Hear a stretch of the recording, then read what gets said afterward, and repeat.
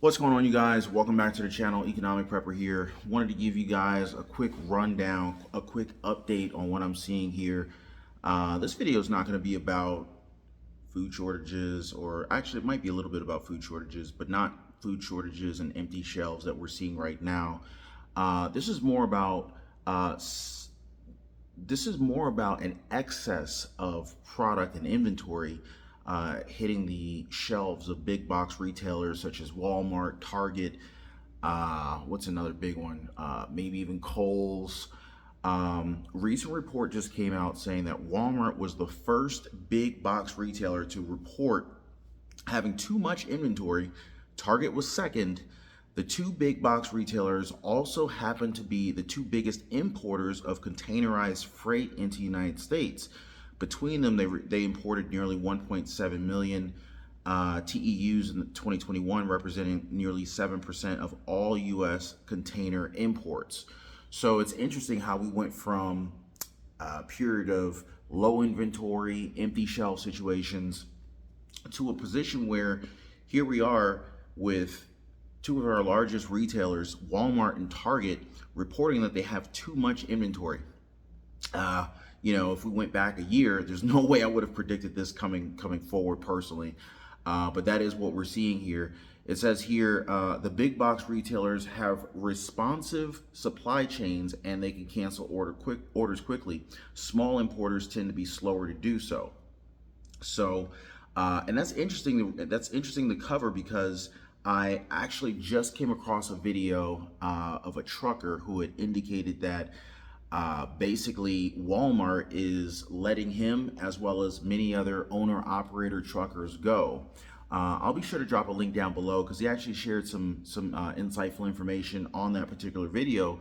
But basically what he was saying is that this particular trucker had indicated that between diesel gas prices and the cost of diesel fuel going up and the lower rate that Walmart is willing to pay, just doesn't make sense for him to continue to operate. So basically he is saying, like, hey, he's going to be let go. And he actually said that he's going to be let go, but it almost sounds like he's making the decision to perhaps not continue to offer the service. But according to him, he said he was let go from Walmart. Again, I'll drop a link to the video down below so that you guys can hear directly from the source if you like. But I think we're going to be seeing more and more of that. And it's really sad if you think about it, because there's so many families that depend on, there's a lot of single income families, especially those who are maybe, married to a trucker. You are a trucker and you provide for your family. So, when you're losing jobs like this, especially if Walmart represented a big source of your income, that's pretty bad. That particular father, that particular trucker, indicated that he liked working for Walmart for the simple fact that it was one of the few clients that he had found that would allow him to earn enough money, earn enough income, earn enough revenue and profit from his trucking company to sustain his family, while at the same time allowing him to be able to go back home on the same night. Because I'm not personally a trucker, but I do know a handful of truckers, and a lot of the truckers that I do know, they're not coming home every night. They might come home every 3 nights, and some truckers that I know come home once a week. So it's a tough business, very dangerous, very expensive, very risky. And for a period of time, there was a good reward there for truckers. Interestingly, though, I covered yesterday, you guys should check out that video, covered a number of things, but among them was the fact that Walmart is looking to pay truckers upwards of 6 figures, upwards of $100,000 a year to drive for them. Now, based on what I read, it didn't sound like Walmart was paying that amount to owner-operators. Generally speaking, owner-operator truckers will make more money or take in more revenue as an owner-operator compared to an employee. But it's interesting just to think that, the way inflation has gone, the way our supply chain situation has left us, it's so crazy to think some of these occupations now are paying 6 figures a year. $100,000 a year when I was growing up was like, doctor, lawyer, VP, even CEO of small companies level salaries. So to think that you could potentially be a truck driver without a college degree, because I know a lot of truckers without college degrees earning six figures, $100,000 a year. And it's just amazing the situation that we find ourselves in. Now, of course, with the significantly higher cost to transport goods and products and goods, to transport foods, that's making everything more and more expensive for us every time we walk into the grocery stores. So it's a tough deal. It says here, logistics company DB Shanker announces layoffs in Texas. DB Shanker is cutting 130 jobs after losing a contract to Kraft Heinz. So, the big ketchup company, I'm pretty sure that they make other products, but ketchup is the only thing that comes to mind.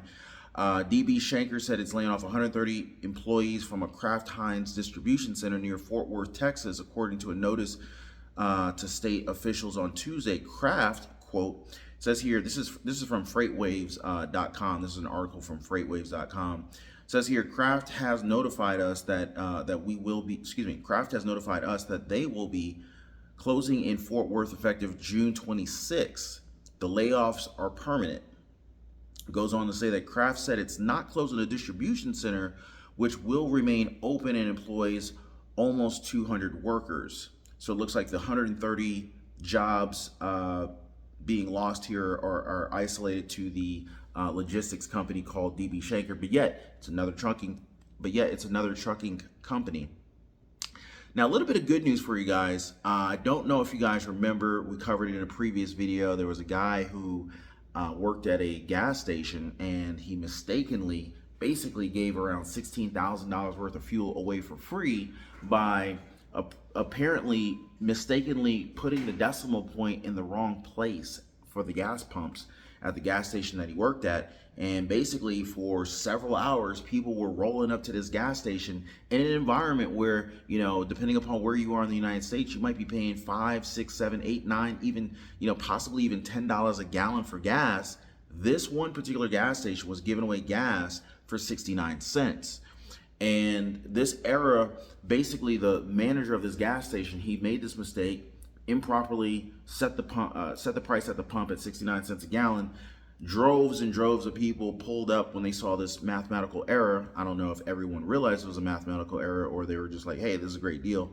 But whatever the case may be, roughly $16,000 in gas was reported to have been sold at the price of 69 cents. So you can imagine the hit that gas station took. And it's like, it's like at the end of the day, like right now, as far as I'm seeing, the biggest profits are being made by these oil companies. It's not these local gas stations, and certainly not the mom and pop gas stations that we have around us. So it really sucks that mom and pop or that particular gas station had to take such a tremendous hit in one day. That's a big loss. If you own a business, put yourself in that situation. Even if you don't own a business, put yourself in that situation. If you just lost $16,000 in one afternoon, I mean, that's a big hit for just about anybody. But the good news here on this situation is that it says that the gas station manager raised over $20,000 to make up for the mistake that cost him his job. But the company that he used to work for actually refused to take the money back from him, which was really nice. I mean, so ultimately the manager of that particular gas station, he got fired. And I think it's cool just because, especially with this high stress environment that we live in, we're not experiencing fuel shortages, gas shortages right now, but there was earlier in the year reported that there would be diesel shortages on the East Coast. I'm not hearing so much of that right now, but with the rise in gas prices, everybody's stressed out. Everyone's feeling it, especially the lower and middle class. The upper class, it's not as much of a big deal to them because it's a smaller percentage of their disposable income or their total income. So it's like, okay, gas went up a little bit, no big deal for them. But for the, lower middle class, it's obviously a much bigger deal. Let's see, it says that the mistake cost the company $20,000, he said, and his family raised over $24,000 in order to pay it back. So, big ups to the manager who got fired, who managed to raise that much money in order to pay that back. I don't think a lot of people working for companies, when they make a mistake, that they would take the responsibility and the initiative to go out and attempt to rectify things by, trying to pay back whatever their expected losses were for the company. So that was really good of that guy. But even more surprising than that is that it goes on to say that the company didn't even want to receive the money, did not even accept the money that he was willing to pay back. So this is a really, it was a big mistake, but at the same time, it looks like this one actually had a happy ending. It says to repay the station owners, I cannot pronounce his last name. The guy's sister, Paula Jackson, started a GoFundMe fund, and they managed to raise $24,000. But it goes on to say, quote, he doesn't have to pay it back. This is what Jackson told the Washington Post. But just the fact that he is doing it and wants to do it shows a lot of character and honesty and responsibility, and I'm really proud of him for that. It goes on to say that I can't even pronounce his last name. Basically, they told ABC 30 he was worried about getting sued by the station owners.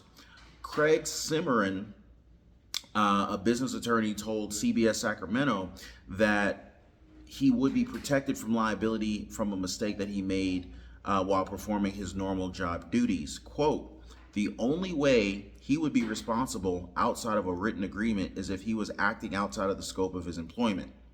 Quote, for instance, if his boss said, whatever you do not ever set the price on that gas pump, and then he did. But ultimately, the company went on to say, to be clear, at no time has the company told you that it intends to seek payment from you to reimburse the company's losses, nor does the company intend to take any legal action against you in connection with the incorrect fuel pricing incident. So, big ups to both the manager of the gas company who got fired for giving away gas for 69 cents, but also, my heart goes out to the sympathy of the gas station owners or whoever was in charge of the decision to not pursue legal action against the manager, because I'm pretty sure the manager didn't mean to do it, especially, when, it's just hundreds of people he didn't even know, I'm pretty sure, pulled up to the gas station and received heavily discounted gas. So I can't see how he would have benefited from that. I can't imagine why he would have wanted to do that. To me, it looks like a total accident. So anyway, hopefully he can, I'm not sure what he's going to do with the $24,000 now, since the GoFundMe was created in order to raise money to pay back the accidental gas discounts. I don't know if he gets to keep that, but then again, it's kind of like, I guess you have to give the money back to the people who donated on the GoFundMe fund to kind of help you out. I don't know how that works. Anyway, maybe you guys know. I don't know if you've done a GoFundMe or started one or contributed to one, but I'm almost thinking that he should probably give that money back, or maybe create some kind of a poll like, hey, the gas station doesn't want to take the money, and do a poll and just kind of ask those who contributed, hey, can I donate this in some other good cause or something like that? I don't know. You guys let me know what you guys think about that in the comments. But anyway, guys, I just want to share some positive news to you guys. I know there's a lot of doom and gloom out here, but there are some good things happening. One other thing that I did want to share with you guys, but I'm going to probably save this for another video. We're actually seeing one of the biggest droughts coming out of California that California has seen in the last 1,200 years. So it's kind of a big deal, to say the least. Obviously, that's going to affect our food supply. Obviously, that's going to affect farmers and crops. So anyway, that's another issue coming down the pipeline. We'll cover that more in my future videos. But anyway, if you guys made it this far in the video, drop a like for it. I hope that you guys are doing well. And if you haven't already, consider subscribing to the channel. I'll see you guys on the next one. Take care.